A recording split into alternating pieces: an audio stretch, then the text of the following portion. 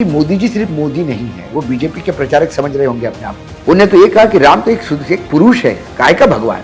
मध्य प्रदेश में सबसे भारी मतों से हारने वाली उम्मीदवार रीति पाठक होगी, इसकी मैं गारंटी देता हूं। रमन सिंह उपाध्यक्ष, वसुंधरा राजे उपाध्यक्ष, दास साहब झारखंड के चीफ मिनिस्टर उपाध्यक्ष, सोनोवाल जी उपाध्यक्ष। शायद केंद्रीय नेतृत्व वसुंधरा को ठिकाने लगाना चाहता था, इसलिए उसको घर बिठा दिया। पार्लियामेंट्री बोर्ड जो तय करता है टिकट किसको देना, उसमें यदि लोग आप देखोगे तो आप हंसोगे। मतलब अशोक गहलोत का शपथ विधि हो रहा है और सचिन पायलट फूफा बन के मुंह फुला के बैठे हैं।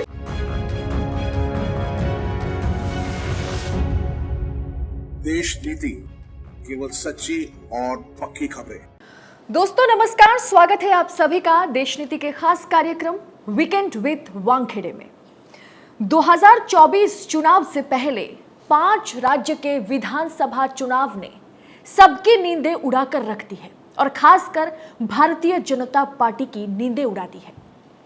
इस 5 राज्य में मध्य प्रदेश, राजस्थान और छत्तीसगढ़ पर हर किसी की नजर टिकी हुई है, क्योंकि इन 3 राज्य में भाजपा और कांग्रेस के बीच सीधा मुकाबला है। मध्य प्रदेश, राजस्थान और छत्तीसगढ़ में 2018 में जब विधानसभा चुनाव हुआ था, तब तीनों राज्य में कांग्रेस बहुमत के साथ सरकार बनाई थी। लेकिन मध्य प्रदेश में क्या हुआ कि कमलनाथ की सरकार जो है उसे गिरा करके शिवराज सिंह की सरकार बनती है और अब 2023 में वहां पर एक एंटी इनकम्बेंसी फैक्टर काम कर रहा है। तो कहीं ना कहीं पर हम देख रहे हैं कि घोटाले, करप्शन, ये सब कुछ ने बीजेपी को मध्य प्रदेश में जो है बिखर के रख दी है। तो आज इस पर विस्तार से चर्चा करने के लिए और राजनीतिक समीकरण, सीटों में किस तरह से बढ़त हो सकती है कांग्रेस के लिए या भारतीय जनता पार्टी का किस तरह से सुपड़ा साफ हो सकता है, इस पर विस्तार से चर्चा करने के लिए हमारे साथ फिर एक बार मौजूद हैं वरिष्ठ पत्रकार और राजनीतिक विश्लेषक अशोक वानखेड़े जी। बहुत बहुत स्वागत है सर आपका।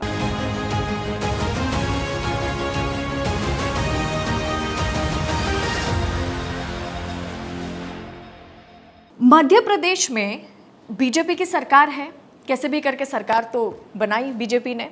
और सबसे बड़ी बात कि जैसे ही फर्स्ट लिस्ट, सेकंड लिस्ट आई, वहाँ पर हमने देखा कि 3 कैबिनेट मंत्री को उतारना पड़ गया, जहाँ पर शिवराज सिंह चौहान जैसे नेता है, कैलाश विजयवर्गीय है, खुद मोदी जी चुनावी मैदान में तो उतरेंगे और उतर चुके हैं। उसके बावजूद भी 3 कैबिनेट मिनिस्टर को उतारना, टोटल 7 सांसदों का नाम अभी तक सामने आया और कहा जा रहा है कि लिस्ट अब भी लंबी हो सकती है। वजह क्या है? क्या लोगों की कमी है? क्या नेताओं की कमी हो गई? देखिए, 2014 के बाद भारतीय जनता पार्टी में एक पूर्ण रूप से बदलाव आया है। भारतीय जनता पार्टी ये संगठन की पार्टी हुआ करती थी, सरकार सेकेंडरी थी, संगठन हावी था। 2014 के बाद सरकार हावी हो गई और संगठन कहीं दिखाई नहीं देता। चुनाव संगठन लड़ता है। जब दिल्ली से भोपाल, जयपुर और रायपुर कंट्रोल करोगे तो यही नतीजे होंगे। 3 राज्य जिसको काउ बेल्ट बोलते हैं, उस काउ बेल्ट ने पिछले लोकसभा में एक ऐसा नतीजा दिया, मतलब अभी आपने बताया कि तीनों राज्यों में कांग्रेस की सरकार थी और 2 महीने बाद जब चुनाव हुए लोकसभा के, तो तीनों राज्यों में कांग्रेस का सुपड़ा साफ हुआ। बीजेपी मतलब मध्य प्रदेश में 1 सीट मिली, राजस्थान में 2-3 सीटें मिली और राजस्थान में तो 1 भी सीट नहीं, छत्तीसगढ़ में 2-3 सीटें मिली। मध्य प्रदेश में भी वो छिंदवाड़ा की कमलनाथ की अपने बेटी की कुणाल की सीट बची। ये क्यों हुआ? बार बार लोग कहते हैं कि अभी भी जो बीजेपी परेशानी में दिखती है और तीनों राज्यों में बीजेपी हार भी जाती है, तो लोकसभा में डरने की बात नहीं, क्योंकि 18 जैसी स्थिति फिर आ सकती है।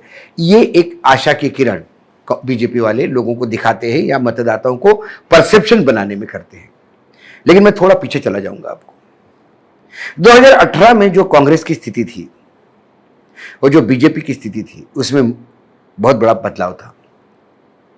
तीनों राज्यों में बीजेपी की सरकार थी, एंटी इनकम्बेंसी थी। महारानी को लेकर तो ये नारे लग रहे थे कि वसुंधरा तेरी खैर नहीं, मोदी तुझसे बैर नहीं। वसुंधरा राजे मोदी कैंप में नहीं होने के कारण एक अलग खामियाजा टिकट डिस्ट्रीब्यूशन में भी भुगतना पड़ा। वसुंधरा के ऐसे कई लोगों के टिकट कटे कि जिनका एक टिकट कटने से 4-4, 5-5 सीटें अफेक्ट हुई। नहीं तो वसुंधरा शायद इतनी बुरी स्थिति में भी यदि 70 पार करती हैं राजस्थान में, तो हो सकता है वसुंधरा जी सरकार भी बना लेती। लेकिन टिकट वसुंधरा के लोगों के कटे, ये बीजेपी के लिए बहुत बड़ा खामियाजा हो गया। लेकिन शायद केंद्रीय नेतृत्व वसुंधरा को ठिकाने लगाना चाहता था, इसलिए उसको घर बिठा दिया और फिर लोकसभा में स्वीप किया। लोकसभा में स्वीप इसलिए भी किया क्योंकि जिन लोगों ने कांग्रेस को सत्ता भी दी, राजस्थान की यदि बात करें, लोगों को यह समझ में नहीं आया कि सत्ता देने के बाद भी कुत्ते बिल्ली जैसे लड़ रहे हैं। मतलब अशोक गहलोत का शपथ विधि हो रहा है और सचिन पायलट फूफा बन के मुंह फुला के बैठे हैं, उनके लोग नारे लगा रहे हैं। वही हालत मध्य प्रदेश में थी। मध्य प्रदेश में तो बहुत कम मार्जिन था सीटों का। कमलनाथ मुख्यमंत्री बने, लेकिन पहले दिन से महाराजा सिंधिया उपेक्षित महसूस कर रहे थे। जिस भिंड, मुरैना, ग्वालियर सेक्शन से 26 सीटों का ब्लॉक लेके आए थे, सबसे ज़्यादा सीटें कांग्रेस को मिली थी। वहाँ भी उनको लगा था कि उनके साथ नाइंसाफ़ी हो रही है, उनके मंत्रियों को तकलीफ हो रही है। उसकी परिणति हुई कि सरकार ही बदल गई। छत्तीसगढ़ में जबरदस्त मैंडेट कांग्रेस को मिला, 2/3, लेकिन सरकार बनने में 2 महीने लग गए क्योंकि कौन मुख्यमंत्री बनेगा इसी पे झगड़ा चल रहा था। केंद्रीय नेतृत्व इतना कमजोर था कि ये झगड़े सुलझा नहीं पा रहा था। कांग्रेस खेमों में बटी थी। उसके बाद जब लोकसभा चुनाव आए तो ना कांग्रेस का सेंट्रल नेतृत्व कोई दमदार था। राज्यों में लोगों ने मतदान भी दिया तो भी कांग्रेस, मतलब दी हुई खाली पे थाली सजो के दी है, वो खा भी नहीं सक रहे थे कांग्रेस वाले। तो जनता ने, और उसके बाद ये पुलवामा हुआ, मोदी का पैरेलल कोई नेता सामने दिख नहीं रहा था, तो फिर ये क्लीन स्वीप हुआ। ये इसके रिजल्ट है। 2023 में स्थिति बिल्कुल विपरीत हो गई है। कांग्रेस इकट्ठा होकर लड़ रही है। आज देखिए छत्तीसगढ़ में बघेल को चैलेंज करने वाला कोई नाम नहीं। बघेली मुख्यमंत्री के नेतृत्व में चुनाव लड़ा जाएगा। थोड़ा बहुत सिंहदेव बोल रहे थे तो उप मुख्यमंत्री बना के चुपचाप कर दिए, वो भी बघेल बघेल करने लगे। राजस्थान में जो सचिन पिछले 4 साल से लड़ रहा था, वो भी अभी सरकार जिताने की और अशोक गहलोत के हाथ मजबूत करने की बात करता है। उधर मध्य प्रदेश में तो कोई मुख्यमंत्री का दावेदार ही नहीं, कमलनाथ को छोड़ के कोई ये भी नहीं कह रहा है कि मुझे मंत्री बनना है। सारे लोग हाईकमान दिल्ली के आगे नतमस्तक है क्योंकि दिल्ली मजबूत हुई है, खासकर जब राहुल गांधी की पदयात्रा हुई। राहुल गांधी की पदयात्रा के बाद जो एक कांग्रेस में एक वैक्यूम था लीडरशिप का, वो सामने आया। उसके बाद अध्यक्ष पद को लेकर कार्यकारी अध्यक्ष था इतने सालों तक। वहां खड़गे, एक दलित उभरता हुआ चेहरा, एक्सपीरियंस्ड मैन, पुराना चावल है कांग्रेस का, वो अध्यक्ष बने। तो एक पिछड़ों के बीच में एक मैसेज गया। फिर गांधी परिवार ही अध्यक्ष बनता है, ये भी एक, इससे भी छुटकारा पाया।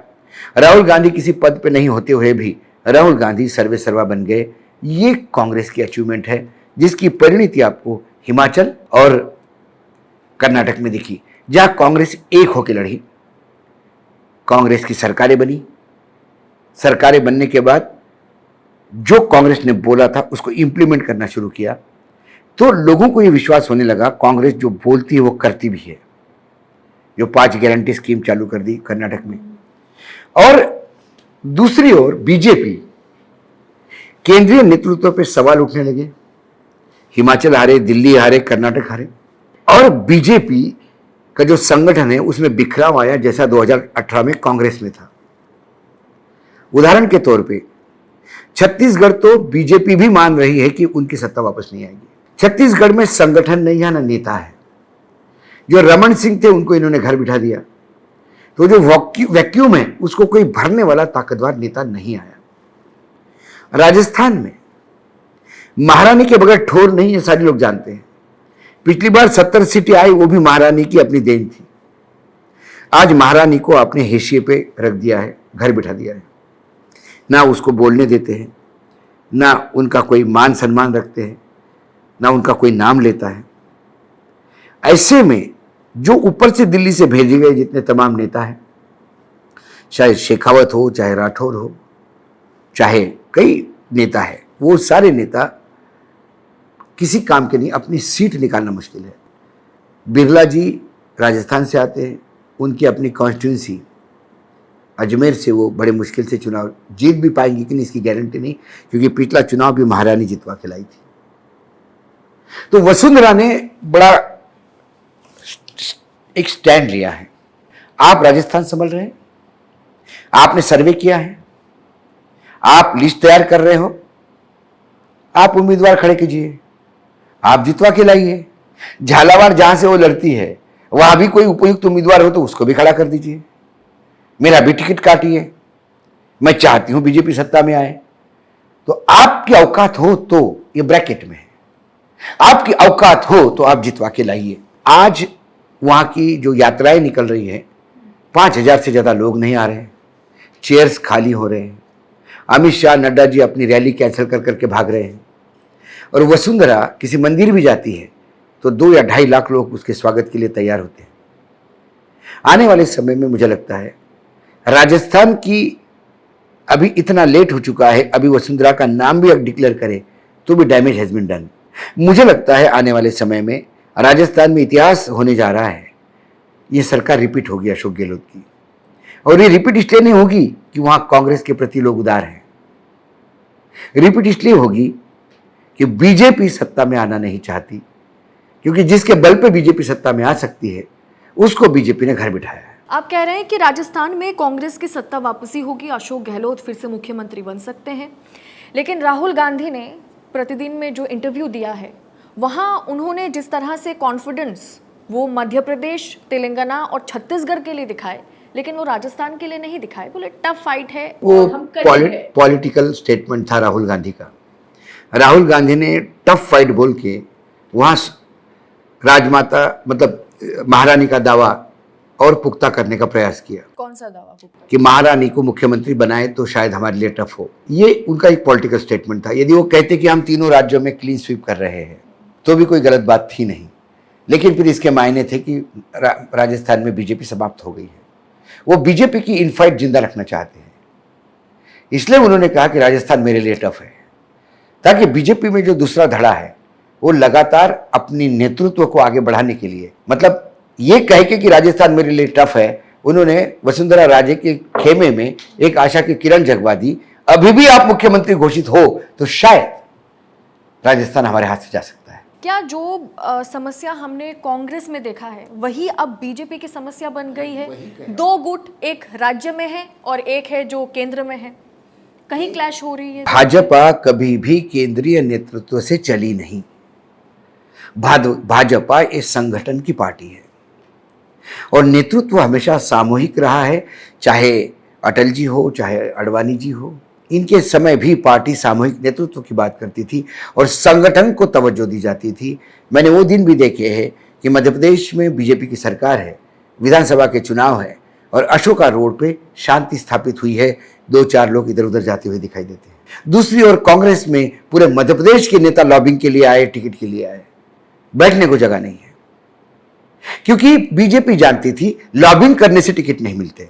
टिकट जो मिलते हैं वो आपके संगठन, जो राज्य का संगठन है, राज्य के अध्यक्ष है, राज्य के संगठन मंत्री है, राज्य में जो संघ के प्रचारक है, वो सब मिलके जिताऊ उम्मीदवार ढूंढते हैं, उसका आकलन करते हैं और वो लिस्ट दिल्ली जाती है, उस पर मोहर लगती है। तो आपको लगता है बदला क्या है फिर? अब दिल्ली से लिस्ट केंद्र जाती है, सेंट्रल राज्य जाती है, हम इनको भेज रहे हैं, आप चुनाव लड़ाएंगे। अभी आपने जिक्र किया कि मध्य प्रदेश की 2 लिस्टें आई, टेक्निकली 3 लिस्ट है, एक लिस्ट में एक ही नाम आया।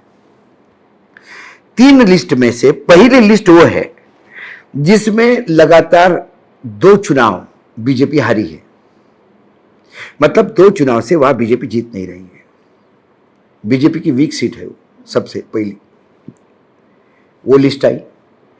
अब आप बताइए कि जहां 2 चुनाव से 10 साल से बीजेपी का एमएलए नहीं है, वहां जब केंद्र ने लिस्ट भेजी तो उसके खिलाफ इतना विद्रोह हुआ। और विद्रोह ऐसा नहीं कि सिर्फ नाराजगी व्यक्त की, लोगों ने ऑफिस तोड़े, लोगों ने जो जिनके नाम थे उनके घरों पे हमला किया, कपड़े फाड़े, उनके खिलाफ जुलूस निकाले। जहां 10 साल से एमएलए नहीं है वहां बीजेपी के कार्यकर्ताओं ने दिल्ली के लिस्ट को नकारा, दूसरी लिस्ट भेजी। दूसरी लिस्ट में मात्र 3 सीटें ऐसी हैं जहां बीजेपी चुनाव पिछली बार जीती थी। दूसरी लिस्ट में भी ज्यादातर हारी हुई सीटें थी, लेकिन 3 सीटें मैहर, सीधी और जयसिंहपुर, ये 3 सीटें थी विधानसभा की जो जीती हुई थी। अब इन्होंने क्या किया, 7 सांसद उतारे। 7 सांसदों में 3 कैबिनेट मंत्री हैं। नरेंद्र सिंह तोमर को दिमनी से मुरैना से टिकट दिया, जो उनका लोकसभा क्षेत्र है। प्रहलाद पटेल को नरसिंहपुर से उतारा, जो उनके रिलेटिव वहां से एमएलए है। और भगत सिंह कुलस्ते निवासा से उतारा। निवासा भी ये विपक्ष के हाथ में है, ठीक है। अब देखिए, भगत सिंह कुलस्ते 30 साल से विधानसभा का चुनाव नहीं लड़े। वो जहां लड़ रहे हैं भगत सिंह कुलस्ते, वहां 28,000 से कांग्रेस का उम्मीदवार जीता हुआ था। उसके पास एंटी इनकम्बेंसी नहीं है राम प्यारे कुलस्ते के पास, क्योंकि वो विपक्ष में है। सत्ता उसके हाथ में थी, उसको विपक्ष में ले आई बीजेपी। इसलिए फुगल सिंह कुलस्ते को बहुत मुश्किल है ये सीट निकालना, निवासा। नरेंद्र सिंह तोमर मुरैना भिंड एरिया के बहुत बड़े नेता है, लेकिन पिछली बार भिंड मुरैना इस एरिया में कांग्रेस ने क्लीन स्वीप की थी। नरेंद्र सिंह तोमर का आभा कोई काम नहीं आई। मेयर मुरैना का कांग्रेस का है, नरेंद्र सिंह अपना मेयर जितवा के नहीं लाए। वो अपने बेटे को दिमनी से लड़ाना चाहते थे, रामू भैया को। अब वो खुद लड़ रहे हैं, वहां एंटी इनकम्बेंसी है भयानक। प्रहलाद पटेल पहली बार जीवन में विधानसभा लड़ने जा रहे हैं। अच्छा, ये जो तीनों जीती हुई सीटें थी, मैहर, सीधी और नरसिंहपुर में तो प्रहलाद पटेल को लाके वो सीट उन्होंने बराबर कर दी। नारायण त्रिपाठी जो उनके जीते हुए विधायक थे, वो अलग पार्टी बना रहे, इसलिए वहां श्रीकांत चतुर्वेदी को टिकट दिया। सीधी में केदारनाथ शुक्ला बहुत ही ताकतवर बीजेपी के नेता है, जो हर लगातार जीतते आ रहे हैं। उस एरिया में मध्य प्रदेश में एक पेशाब कांड हो गया था, एक दलित के ऊपर पेशाब किया था। वो केदारनाथ शुक्ला के कोई कार्यकर्ता थे, इसलिए उनका टिकट काटा और वहां रीता पाठक का टिकट दिया। रीति पाठक को, वो सांसद है, रीति पाठक को टिकट देते से ही केदारनाथ शुक्ला का स्टेटमेंट है, मध्य प्रदेश में सबसे भारी मतों से हारने वाली उम्मीदवार रीति पाठक होगी, इसकी मैं गारंटी देता हूं। राकेश सिंह जबलपुर से है, सांसद है। अब राकेश सिंह जबलपुर से सांसद है, उनका अगली लोकसभा में डिपॉजिट जब्त हो जाएगा, इतनी उनके खिलाफ जबलपुर में नाराजगी है। उन्हें आपने कहा उतारा, जबलपुर पश्चिम में तरुण भानोट के खिलाफ उतारा। तरुण भानोट कौन है? ये वित्त मंत्री थे पिछले सरकार में। भानोट परिवार ये आजादी के लड़ाई में अपना योगदान और शहादत देने वाला परिवार है। जबलपुर में उस परिवार का वजूद है। राकेश सिंह को उसके सामने उतारा। सवाल यह है कि राकेश जी जीतने और हारने का सवाल नहीं है, क्या अपना डिपॉजिट बचा पाएंगे, यह सवाल है। कुल मिलाकर ये जो लिस्ट आई है, इस लिस्ट ने एक बात तो तय कर दी है कि केंद्रीय नेतृत्व ये जान गया है कि अब उनके हाथ में कुछ नहीं बचा। अब सांसदों को और मंत्रियों को उतारते हैं, इसका मतलब आपके दुकान में माल नहीं है, आपके पास उम्मीदवार नहीं है। फिर आपके पास उम्मीदवार जो है उसको आप उम्मीदवार नहीं मानते, क्योंकि वो उम्मीदवार जमीन से जुड़े हुए लोग हैं, जनाधार वाले नेता है। जनाधार वाले नेता की आपको जरूरत नहीं है, क्योंकि आप खुद पिग्मीज हो और आपको उससे भी छोटे कद के लोग आपके साथ चाहिए। अब आप देखिए, उसके बाद कैलाश को उतारा 1 नंबर से, इंदौर से। संजय शुक्ला कैलाश के सामने ना पैसे में, ना बाहुबल में, ना धन बल में, ना बाहुबल में थोड़ा भी 19 गिरता है। ये 19-20 बिल्कुल बराबरी का टक्कर है। कैलाश चुनाव के लिस्ट में नाम आने के बाद स्वयं बोल गए कि भाई मैं लड़ना ही नहीं चाहता, क्या करूं, जबरदस्ती टिकट दिया है। अब कैलाश को टिकट देने का मतलब है 3 नंबर से इंदौर से जो उनका बेटा है आकाश विजयवर्गीय, उसका टिकट कटना तय है।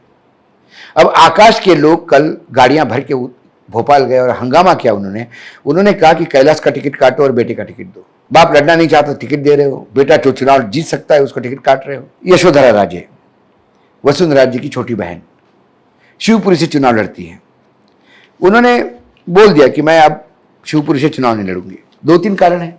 उन्होंने कहा कि मेरी तबीयत ठीक नहीं है, साथ में ये भी कह रहा कि 4 महीने बाद तबीयत ठीक हो जाएगी, मतलब लोकसभा के टाइम पे लड़ सकती हूँ। उनका मुख्य कारण है कि शिवपुरी के जो कद्दावर नेता राकेश गुप्ता, बैजनाथ यादव, रघुनाथ सिंह, ये तीनों कद्दावर नेता कांग्रेस में चले गए, क्योंकि ज्योतिरादित्य सिंधिया के साथ जो लोग आए हैं उनके आने के बाद जो मध्य प्रदेश में बीजेपी के 3 फाड़ हुए, जो सत्ता में है वो एक बीजेपी, शिवराज बीजेपी, एक ज्योतिरादित्य सिंधिया के साथ जो आए वो महाराज बीजेपी, और बाकी बची हुई बीजेपी जो 80% है वो नाराज बीजेपी। पहली बार सत्यनारायण, सत्तन, भंवर शेखावत ने तो पार्टी ही बदली। कद्दावर नेता सुमित्रा महाजन, पुराने शुक्ला जी और जोशी जो मुख्यमंत्री रह चुके हैं, उनके बेटे कैलाश जोशी के बेटे कांग्रेस ज्वाइन कर गए।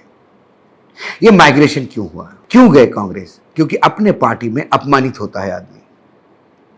जब कद्दावर नेता अपमानित होते हैं तो फिर वो अपने मान सम्मान के लिए चले जाते हैं। ये जो 2 गुजराती बैठे हैं दिल्ली में, ये हर प्रदेश की अस्मिता के साथ खेल रहे हैं, क्योंकि उन्हें लगता है मोदी है तो मुमकिन है, मोदी है तो मुमकिन है। इसका हश्र हिमाचल में क्या हुआ, दिल्ली में क्या हुआ, कर्नाटक में क्या हुआ, ये लोगों ने देखा। हिमाचल में तो विद्रोहियों से मोदी जी ने फोन पे बात की, ये तक कह दिया कि भाई पार्टी का सवाल है, देखिए साथ दीजिए। उन्हें नहीं साथ दिया और चुनाव लड़ा, उसने हरवा दिया बीजेपी को। आप स्टैलिन के बेटे ने कह दिया सनातन धर्म खराब है, सनातन धर्म को बर्बाद कर दो, ये कर दो, वो कर दो। आप पूरे इंडिया पे और कांग्रेस पे सवाल उठा रहे हैं सनातन धर्म को लेके। अब आप देखिए, एक उम्मीदवार को टिकट दिया इन्होंने छिंदवाड़ा के गोंडवाना से, मतलब छिंदवाड़ा साइड से। अब छिंदवाड़ा में जो गोंडवाना पार्टी है, एक आदिवासियों की पार्टी है, वह एक बट्टी करके मैडम है, उनको उन्होंने छिंदवाड़ा के एक कॉन्स्टिट्यूएंसी से उतारा।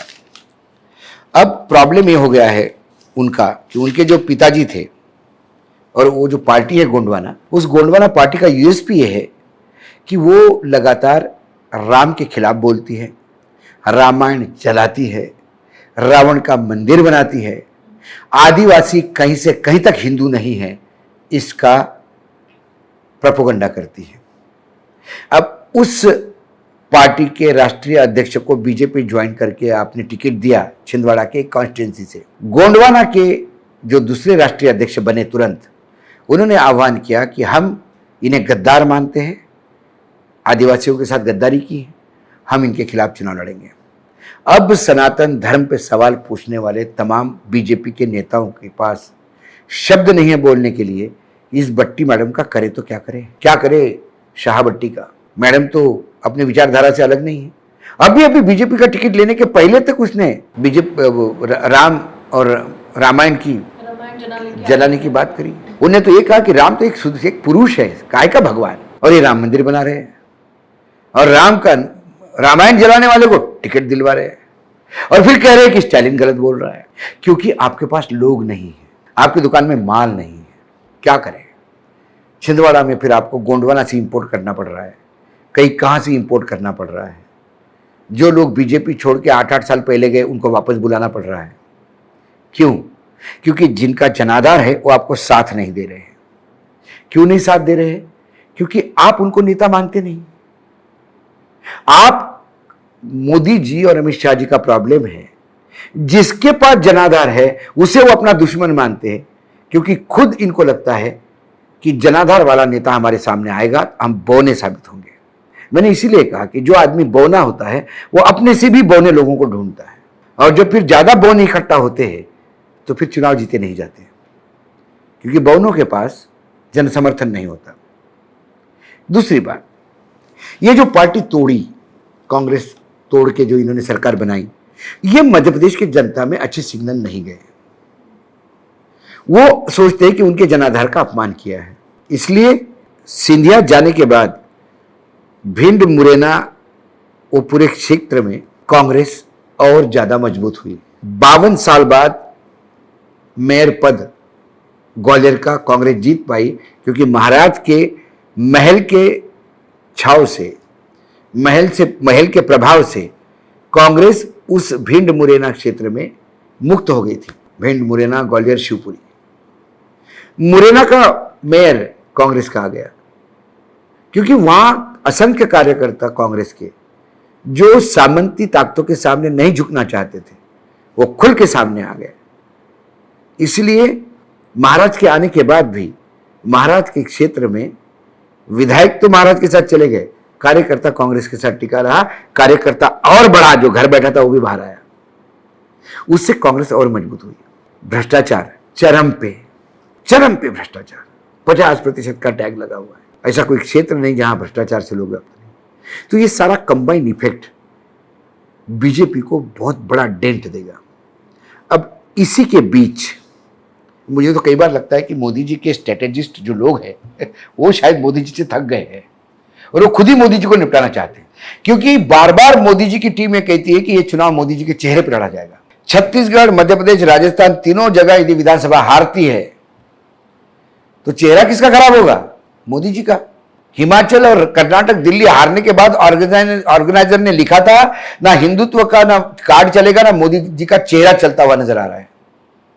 तो ब्रांड मोदी यदि खत्म है तो 2024 में बेचोगे क्या? और लगातार 8 जगह आपको यदि हार मिलती है, तेलंगाना, मिजोरम भी तो है, 8 कंटिन्यूअस हार के बाद आप किस मुंह से कहोगे मोदी है तो मुमकिन है? आप किस मुंह से कहोगे कि पन्ना प्रमुख काम करते हैं? आप किस मुंह से कहोगे कि 100 लोग भेज दिए हमने, 100 सांसद गुजरात से भी और महाराष्ट्र से भी और बिहार से भी और यूपी से भी 100 सांसद झोंक दिए हैं, विधायक और सांसद, मंत्री बड़े बड़े। क्या आप मध्य प्रदेश का चुनाव देखिए, आप सुशील कुमार मोदी बिहार से आके मध्य प्रदेश के किस एरिया में जाके कहेंगे कि भाई शिवराज जी अच्छे है वोट दो, या बीजेपी अच्छी है वोट दो? वो कहेंगे भैया जब हमको यूरिया नहीं मिल रहा था तब मोदी जी आप कहाँ थे? आप तो मध्य प्रदेश मैप में भी नहीं देख रहे थे। उप मुख्यमंत्री है यूपी के पाठक साहब, बहुत अच्छे सज्जन है। अब वो जाके जब ब्राह्मणों को कहेंगे कि वोट दो तो ब्राह्मण कहेंगे कि ब्राह्मण लगातार उपेक्षित रहे इस सरकार में, और जब 75 दिन इस सरकार को जाने के बचे तो एक एक्सपांशन हुआ और उसमें एक सीधी के ब्राह्मण नेता को जो जमाने में स्पीकर रह चुके हैं उन्हें अब कैबिनेट मंत्री बनाया 75 दिन के लिए। क्या ये ब्राह्मणों का अपमान? तब आप कहा थे भाई, जब कैबिनेट बनी तब शुक्ला जी को मंत्री बनाने के लिए तो पाठक आप नहीं आए थे, वोट मांगने तो आए। गुजरात से लगे हुए जो झाबुआ और पूरा मालवा का एरिया है वहां गुजरात के सांसद आएंगे, लेकिन उस एरिया के लोग पूछेंगे कि हमारी प्रताड़ना हो रही थी, तुम कहां थे? तुम तो गुजरात में माल काट रहे थे और अब यहां के हमको ज्ञान दे रहे हो। तो ये ऐसा चीज चलती नहीं। ये इन्होंने कर्नाटक में भी किया था, खूब लोग भेजे थे इस राज्य से उस राज्य से, खूब स्ट्रेटेजी बताई जाती थी कि ये है वो है। और प्रधानमंत्री नरेंद्र मोदी जी ने तो इतना व्यक्तिगत लिया था इस चुनाव को कर्नाटक के, कि उन्होंने कहा कि 90 गालियां आपके मोदी को दी जा रही हैं, अब तो इसका बदला ले लीजिए। अब कर्नाटक की जनता ने जिस हिसाब से वोट दिया, भाई नोटबंदी के बाद जब यूपी में चुनाव जीते तो कहा ना लोगों ने मोहर लगाई, तो क्या मैं ये कहूं कि गालियों पे मोहर लगाई कर्नाटक की जनता ने? मुझे कहने की इच्छा नहीं हो रही है, क्योंकि मोदी जी सिर्फ मोदी नहीं है, वो बीजेपी के प्रचारक समझ रहे होंगे अपने आप को। मेरे लिए नरेंद्र मोदी देश के प्रधानमंत्री है, और एक पूरा राज्य प्रधानमंत्री के गालियों को जस्टिफाई करेगा तो ये मैं भी अपने आप को अपमानित करता हूं, इसलिए नहीं बोलना चाहते। लेकिन हुआ तो ये, बजरंग बली का नाम लेके भी लोगों ने, बजरंग बली ने आशीर्वाद किसको दिया? तो फिर बजरंग बली हुए किसके? जिससे भारतीय जनता पार्टी केवल एक ही व्यक्ति के चेहरे पर चुनाव लड़ रही है। जो मोदी मैजिक चलता था वही मोदी जी अब भारतीय जनता पार्टी के लिए एक गले का कांटा बन चुके हैं कि उनका चेहरा जो है अब चल नहीं रहा, क्योंकि भारतीय जनता पार्टी बहुत ही कम होता है कि किसी राज्य में पहले अनाउंस कर दे कि इसे हम जीतने के बाद मुख्यमंत्री बनाएंगे। इन तमाम 3 राज्यों में तो ऐसा कुछ भी नहीं हुआ। और दूसरा सवाल ये रहेगा, जैसे पहला सवाल ये रहा कि आप मोदी आज जो है कि भारतीय जनता पार्टी के लिए गले का कांटा बन चुके हैं। दूसरा सवाल ये है कि क्या शिवराज सिंह चौहान का टिकट काटने के बारे में आलाकमान सोच रही है? संघ की हालत भगवान शिव जैसी हो गई है। उन्होंने भस्मासुर को एक वर तो दे दिया। जब भस्मासुर शिव जी के पीछे लगे तो शिव जी स्वयं पहाड़ पहाड़ भागते फिर रहे थे, क्योंकि भस्मासुर ने हाथ रख दिया तो वो भी भस्म हो जाते।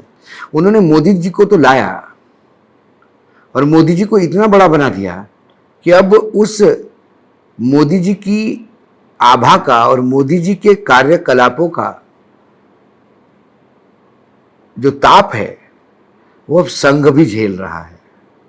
संगठन तो बर्बाद ही हुआ, संघ भी झेल रहा है। वो तपिश संघ भी को भी आ रही है। लेकिन ये प्रजातंत्र है, या मोहिनी का रूप कौन ले लेगा, कौन भस्मासुर का अंत करेगा। तो यहां 143 करोड़ लोग जो है इस देश के, ये स्वयं मोहिनी के रूप में अवतरित होंगे। उन्होंने एक झलक कर्नाटक में दिखाई, एक झलक हिमाचल में दिखाई, दिल्ली में दिखाई। उसके बाद इन 5 राज्यों के बाद लगातार 8 राज्य के बाद बीजेपी में भी विरोध के सूर उमटने लगेंगे। क्षेत्रीय क्षेत्रपों को नजरअंदाज करोगे तो यही खामियाजा भुगतना होगा।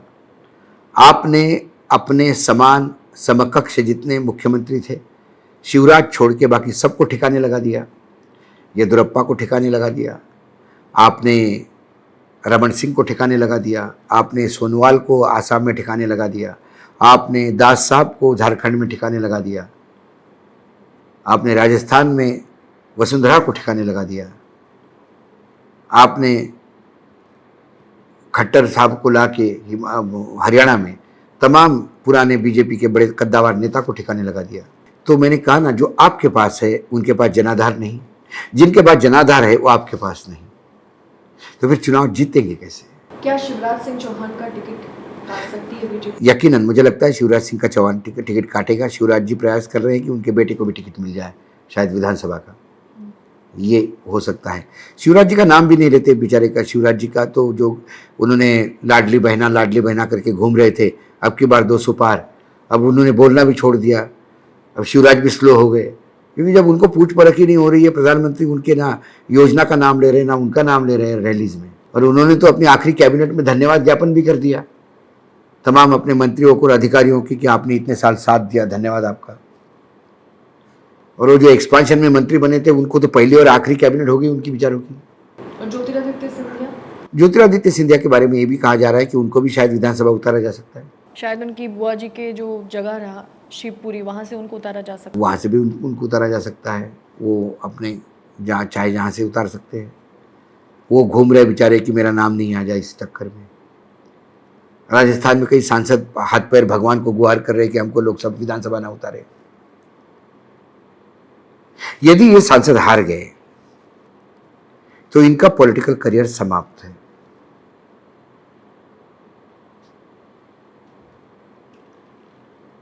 और जीत गए तो विपक्ष में बैठना तय है। ये इन जो भारतीय जनता पार्टी के जो एक बेसिक स्ट्रक्चर था, उस स्ट्रक्चर को ही आपने हिला दिया, संगठन को। चलिए अब थोड़ा सा सीटों पर आप हमें बताइए, एक्सक्लूसिवली बताने की कोशिश कीजिए कि 230 में से मध्य प्रदेश में कितनी सीटें किनके खेमे में आ सकती है? मुझे लगता है कि बीजेपी बहुत ज़्यादा दम मारा बीजेपी ने, तो 70 से ज़्यादा बीजेपी नहीं बढ़ सकती। 70? कांग्रेस? बची हुई कांग्रेस को, क्योंकि वहाँ बीएसपी और लेफ्ट एक हाथ 2 सीट वाली मामला है। चलिए अब राजस्थान की ओर रुख करते हैं। जबकि हमने लगभग इस एपिसोड में मध्य प्रदेश और राजस्थान के बारे में, छत्तीसगढ़ के बारे में बात कर चुके हैं हम लोग। राजस्थान में अभी फिलहाल जिस तरह से रमेश बिधूरी को उतारा गया, चुनावी प्रचार के लिए उन्हें प्रभारी बनाया गया, और एक तरफ हम देख रहे हैं कि राजस्थान में बिधूरी जैसे लोगों को उतारा जा रहा है जो हेट स्पीच के एकदम माहिर बन चुके हैं, जिन पर कोई कार्रवाई नहीं हुई, तो वहीं हम देख रहे हैं कि बीजेपी ने कहीं ना कहीं जो है उपराष्ट्रपति धनखड़ को भी मैदान में उतार दिया, जिस पर अशोक गहलोत का बयान आता है कि अभी तो शायद राष्ट्रपति को ही उतारना बाकी है। मुझे लगता है कि राष्ट्रपति जी को चुनाव तो लड़वाएंगे नहीं है, उपराष्ट्रपति को ये तो नहीं करेंगे, लेकिन आने वाले समय में वसुंधरा के सामने धनखड़ को खड़ा करेंगे। उसका कारण है, वसुंधरा राजे जो है वो जाटों के राजा के यहाँ ब्याही है, तो वो जाटों की महारानी कहलाती है।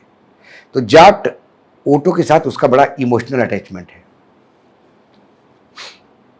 दूसरा, शायद उनके बेटे की शादी गुज्जरों में हुई है, रॉयल फैमिली में, तो गुज्जर वोट पे भी वो बहुत इन्फ्लुएंस करती है। धनखड़ साहब पुराने चावल है राजस्थान के, वहां कैबिनेट मंत्री रह चुके हैं राजस्थान में, वकील है और पब्लिक रिलेशंस के माहिर माने जाते हैं। संबंध उनका करीब करीब सभी, और उपराष्ट्रपति के नाम होने की वजह से पूरे राजस्थान में हर गांव-गांव में उनको लोग पहचानते हैं कि हमारे राजस्थान का एक उपराष्ट्रपति बना है। भैरव सिंह शेखावत के बाद ये दूसरे उपराष्ट्रपति है जो राजस्थान से आए हैं। तो एक वो यूएसपी उनका है। बाकी राजस्थान में ऐसा कोई नेता नहीं जो राजस्थान के सभी क्षेत्रों में जाना जाता है। लेकिन ये तब की बात है जब राजस्थान में बीजेपी सत्ता में आए। मुझे राजस्थान में भी बीजेपी 50 से 60 के बीच में सिमटती नजर आ रही है। बीजेपी राजस्थान में 50 से 60, क्योंकि पिछली बार 70-72 थी। इस बार यदि वसुंधरा पूरी तरह से बैकआउट हो गई तो ये आंकड़ा है। मेवाड़ जहां से 36-37 सीटें आती है, और मेवाड़ का यह हाल था कि मेवाड़ में से पिछली बार बीजेपी को अच्छा समर्थन मिला था, लेकिन मेवाड़ में जो घमासान हुआ है कि वहां पर सीधा सीधा विद्रोही लोगों ने फ्रंट खोल दिया है। एक बहुत कद्दावर नेता है वहाँ के, उनका उन्होंने निष्कासन किया है हाल ही में पार्टी से। उन्होंने एक केंद्रीय मंत्री को चोर कहा था, तो उनका निष्कासन होने के बाद मेघवाल, हाँ, अर्जुन मेघवाल को चोर कहा था। तो दूसरे जो मेघवाल है, सीनियर मेघवाल, वो वहाँ के जमीन से जुड़े हुए नेता है, और जो बीजेपी ने सबसे ज़्यादा बढ़त मेवाड़ मिली थी उसके लिए वही एक आर्किटेक्ट माने जाते हैं। इस बार वो चुनाव के मैदान में है बीजेपी के सिवाय, बीजेपी के खिलाफ मैदान में है। यदि कांग्रेस के साथ उन्होंने कुछ टाइप कर दिया तो जो मेवाड़ में जो ज़्यादा सीटें बीजेपी को पिछली बार मिली थी वहाँ से भी यदि सुपड़ा साफ हो गया, क्योंकि अर्जुन मेघवाल ही पैराट्रूपर है, ऊपर से डाले हुए हैं, वो लहर के साथ चलने वाले नेता है, लहर के वजह से जीते हैं। लेकिन सीनियर मेघवाल जो है वो लगातार वहां की जमीन पकड़ के है। उनका विद्रोह मेवाड़ में बहुत बड़ा झटका दे जाएगा। कहा तो ये भी जा रहा है कि कानून मंत्री मेघवाल को भी कहीं ना कहीं विधानसभा चुनाव में उतारा जाएगा। नहीं, वो तो उतारा जाएगा। कहीं शेखावत को भी उतारना चाहिए। शेखावत बहुत बड़े नेता बनते हैं, उनको भी अपनी एक सीट निकाल लेनी चाहिए। मेघवाल तो सीट कहाँ से निकालेंगे, बड़ी मुश्किल है, क्योंकि उस मेघवाल के भरोसे जीते थे। अब उस मेघवाल ने फ्रंट खोल दिया तो हरवाएंगे इसको 100%। लेकिन इस तरह से तो फिर कैबिनेट खाली हो जाएगी। तो मोदी जी को क्या फर्क पड़ता है? ये कैबिनेट वैसे भी कौन सी काम कर रही थी? आपको लगता है कि मोदी जी के मंत्रिमंडल में कोई कैबिनेट है जो काम कर रही थी? बेचारे रबर स्टैम्प बैठे हुए थे, जो ऊपर से आदेश आता था उसमें हाँ हाँ करते थे। किस मंत्री का कैबिनेट इस देश के विकास 2014 से लेकर आज तक कौन सा ऐसा मंत्री है, गडकरी छोड़ा, तो जिसका कंट्रीब्यूशन आपको लगता है देश में कुछ कहीं है? उन्हें नहीं पता पड़ता था। डिफेंस मिनिस्टर मछली खरीद रहे गोवा में, पत्रकारों ने पूछा आपने राइफल खरीदा? बोले कौन सा राइफल, कब खरीदा? डिफेंस मिनिस्टर को मालूम नहीं राइफल का सौदा हुआ। ये हमारे रक्षा मंत्री। गृह मंत्री को मालूम नहीं मणिपुर जल रहा है, गृह मंत्री। वित्त मंत्री को यही पता नहीं है कि क्या आरबीआई क्या करने जा रही है। सारा कुछ पीएमओ ऑपरेट कर रहा है।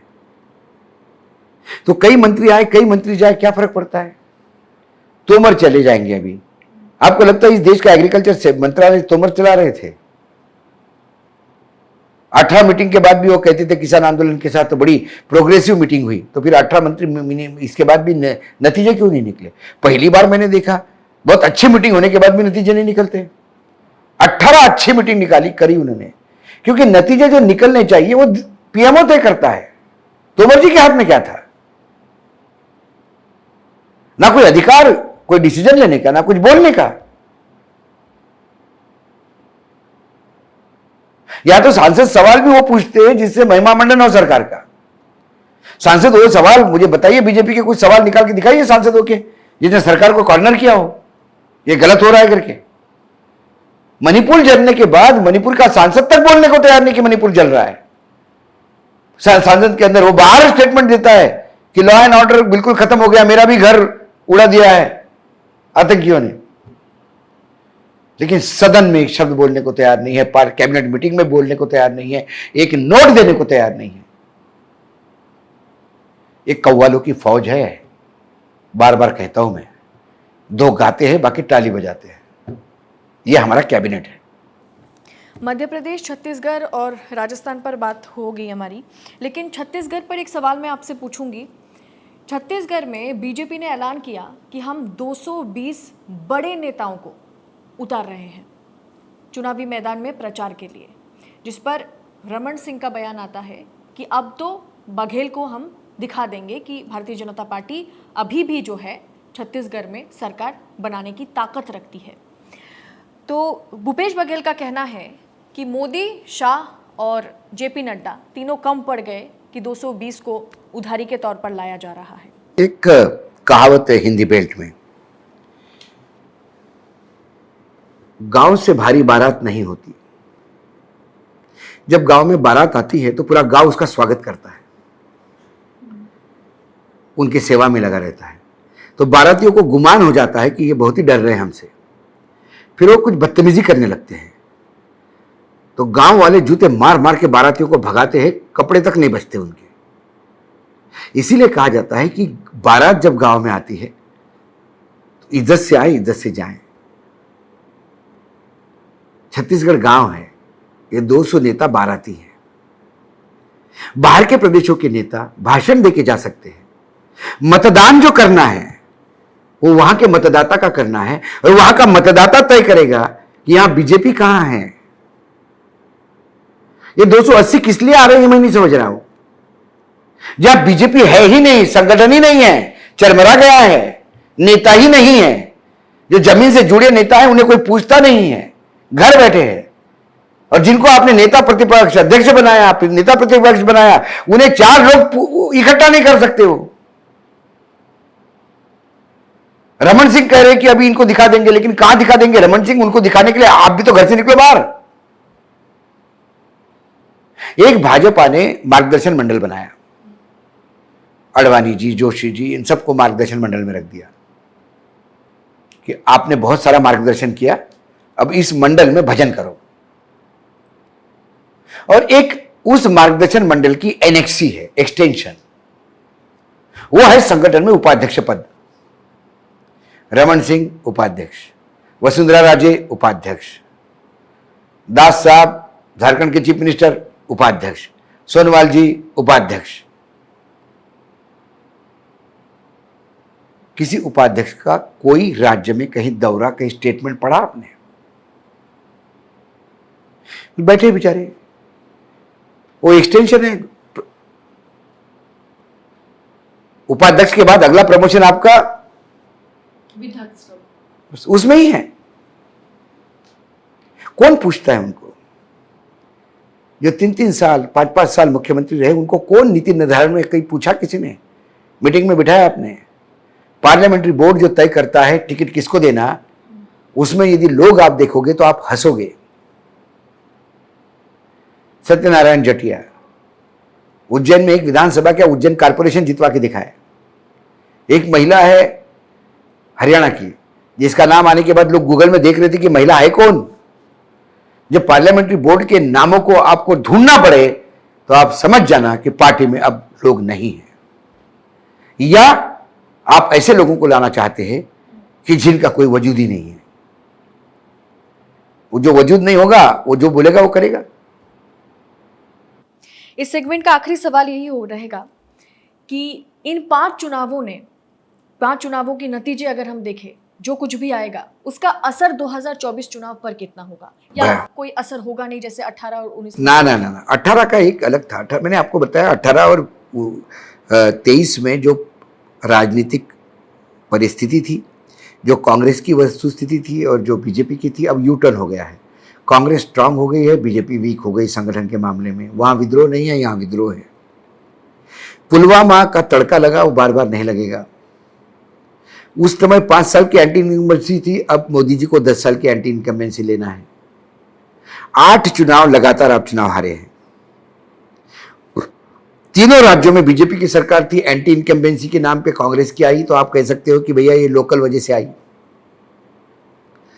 इस बार तो 2 राज्यों में कांग्रेस की सरकार है, जहां आपको आना है वापस। यदि कांग्रेस की सरकारें रिपीट हुई और आपके हाथ से बीजेपी गई, तो उसके मायने अलग निकलेंगे। 2018 वाले चुनाव नहीं है ये, और 2018 एक एक्सेप्शन हो सकता है। 2018 के पहले तो ऐसा नहीं हुआ था, उसके पहले तो ऐसा नहीं हुआ था, और मोदी ब्रांड कमजोर होता पड़ रहा है। मुझे लगता है इन 8 राज्यों के लगातार हार के बाद बीजेपी में ही विरोध के सूर निकलना शुरू हो जाएंगे। बोलना शुरू करेंगे लोग कि कैसे है भाई, कैसा करेंगे अब। 2024 का परसेप्शन 2023 के 5 चुनाव तय करेंगे। और जहां पर आपके हिसाब से राजस्थान, मध्य प्रदेश और छत्तीसगढ़ में कांग्रेस की सरकार बनती हुई नजर आ रही है। बहुत बहुत शुक्रिया सर हमारे साथ जुड़ने के लिए।